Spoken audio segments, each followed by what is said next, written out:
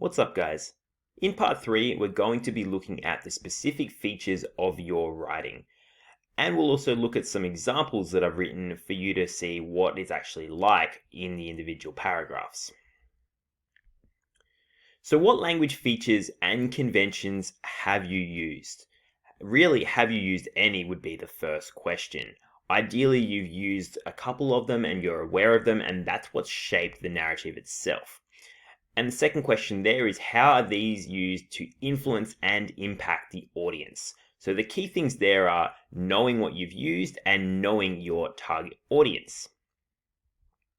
So let's look at an example from the Fast and the Furious movie. And this is the first of many Fast and the Furiouses, but this one was released in 2003. We've got this scene early on in the film where Brian comes to a house party after saving Dominic. And Vince is not too keen on that fact. So Vince says to Dominic that he's got no right being in the house. Dom says, well, there was a time when I didn't know you, to which Vince replies, that was in the 3rd grade. Now, I love this line because that just immediately sets up this backstory that we know that Dominic and Vince have known each other for a long, long time.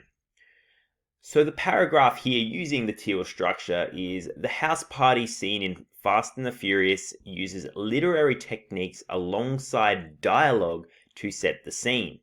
Dominic and Vince were still new characters at this point of the narrative and needed more backstory.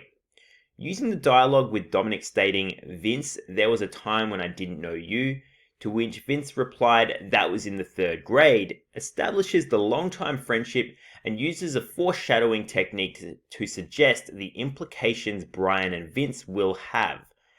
This scene is a strong way for the audiences to find out information about the main characters within the story.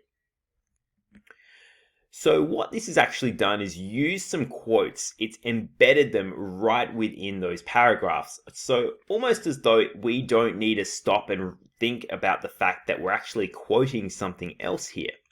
And that's a really important way to use quotes because it could be just as easy to say the same thing about Vince and Dominic in their discussions without actually giving the quote. We could just say that the dialogue used by Vince allows us to know this backstory and foreshadows future events. So with another example, this time using the novel of the Hunger Games, their metaphorical language is used to describe the setting of the scene at the beginning of the narrative. Crawling with coal miners with hunched shoulders and swollen knuckles informs the audience of the unhappy, worn out, and poor lifestyles of the local people. So, a couple of things we want to do, and I've always also noticed my little mistake of not including the end of the quote mark here, so make sure you don't do that. But we want to write in past tense, and we want to avoid using I, the personal pronouns, me, I wrote this because such and such. That's our main goal. If you can write it as if you're not part of it, but you were actually the author, then you're going to produce a pretty good statement. So use those structures and hopefully you'll produce a pretty good writer's statement.